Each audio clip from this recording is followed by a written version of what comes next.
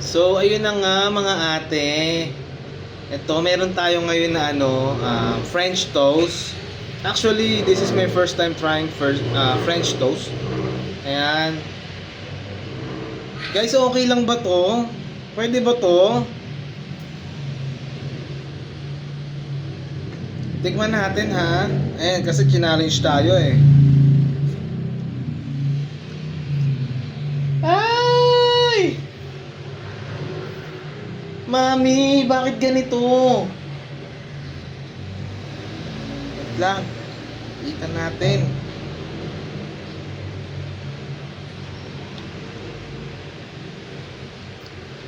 Ay! Hindi ko kaya. Pero sige. Dahil dahil mahal na mahal ko kayong mga viewers ko. Ayan. Titikman natin siya, okay? Ito na.